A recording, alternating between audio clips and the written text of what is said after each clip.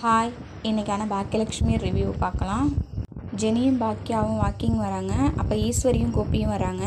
பாக்கியா ஈஸ்வரியை பார்த்துட்டு பயப்படுறாங்க. ஜெனி இந்த மாதிரி ட்ரெஸ் பண்ணியிருக்கிறதுக்கு பாட்டி ஏதாவது சொல்லுவாங்க அப்படின்னு சொல்லிட்டு ஜெனியும் பயப்படுறாங்க. ஈஸ்வரியும் பார்த்துட்டு கூப்பிட்றாங்க. பாக்கியா கேட்குறாங்க, நான் ஒழுங்காக தூங்கலையா அத்தை, கண்ணெல்லாம் ஒரு மாதிரியாக இருக்குது அப்படின்னு சொல்லி கேட்குறாங்க. அதெல்லாம் ஒன்றும் இல்லை, பெட்டு சரியில்லை, அதனால சரியாக தூக்கம் வரல அப்படின்னு சொல்கிறாங்க. அப்புறம் ஜெனிகிட்ட என்ன இப்படிலாம் ட்ரெஸ் பண்ணியிருக்க அப்படின்னு சொல்லி கேட்கும்போது பாக்கியா சொல்கிறாங்க, பரவாயில்ல அத்தை, விடுங்க அத்தை அப்படின்னு சொல்கிறாங்க. நான் இல்லைன்னா நீங்களாம் அப்படி தான் பண்ணுவீங்களா அப்படின்னு சொல்லி கேட்கும்போது, ஆமாம் அப்படி தான் பண்ணுவோம், வேணா நீங்கள் வீட்டுக்கு வாங்க அப்படின்னு சொல்லிட்டு பாக்கியா கூப்பிட்றாங்க.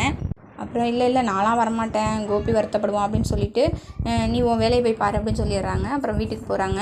ஈஸ்வரி உட்காந்துருக்காங்க. அப்போ கோபி கேட்குறாரு, எங்கே அவங்க 2 பேர் போயிட்டாங்களா அப்படின்னு சொல்லி கேட்குறாரு. ஆமாம் போயிட்டாங்க அப்படின்னு சொல்கிறாங்க.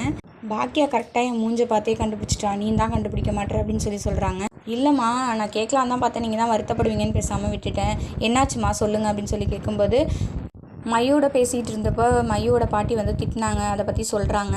வீட்டில் போய் கோபி அவங்க அத்தையை கூப்பிட்றாரு. அத்தைன்னு கூப்பிட்டு அவங்கள்ட்ட, இந்த மாதிரிலாம் எங்கள் அம்மா கிட்டே பேசாதீங்க, ஏன் அத்தை அப்படிலாம் பேசுகிறீங்க, மையு என் பொண்ணு, அவகிட்ட பேசுகிற உரிமை அவங்களுக்கு இருக்குது, அதை கேட்குற உரிமை அவங்களுக்கு இல்லை அப்படின்ற மாதிரிலாம் சொல்லிடுறாரு. இப்போ ராதிகா கேட்குறாங்க, நீ நிஜமாவே அப்படி சொன்னியாம்மா, ஏமா அப்படி பண்ணுற அப்படின்னு கேட்கும்போது, நாளாக சொல்லவே இல்லை அப்படின்னு சொல்கிறாங்க. அப்புறம் மையுவை கூப்பிட்டு கேட்குறாங்க, ஈஸ்வரி பாட்டி உங்ககிட்ட பேசிக்கிட்டு இருக்கும்போது அம்மா என்ன சொன்னாங்க அப்படின்னு கேட்குறாங்க. ஆமாம் பேசக்கூடாது பாட்டி கூட அப்படின்னு சொன்னாங்கன்னு சொல்லி விட்டுறாங்க. அப்புறம் ராதிகா அவங்க அம்மாவை திட்டுறாங்க. அப்புறம் பாக்கியா ரெஸ்டாரண்ட்டில் பக்கத்தில் உள்ள பாரை காலி பண்ணிகிட்ருக்காங்க. அந்த பார் ஓனர் இந்த அவங்க தான் காலி பண்ண சொன்னாங்கன்ற மாதிரி எல்லாட்டையும் சொல்லிகிட்டு இருக்காங்க. பாக்கியாவை காமிச்சு இவங்க தான் கம்ப்ளைண்ட் பண்ணது அப்படின்ற மாதிரிலாம் சொல்லிகிட்டு இருக்காரு. அப்போ செல்வி சொல்கிறாங்க, நீ போய் பணத்தை கேட்டு வாங்கிடு, அவங்க போயிடுவாங்க போல இருக்குது, போயிட்டாங்கன்னா அப்புறம் பணம் வாங்க முடியாது அப்படின்னு சொல்லும்போது பாக்கியா போய் கேட்குறதுக்காக போகிறாங்க. அவர் அதெல்லாம் தர முடியாதுன்னு சொல்லிட்டு மிரட்டுறாரு.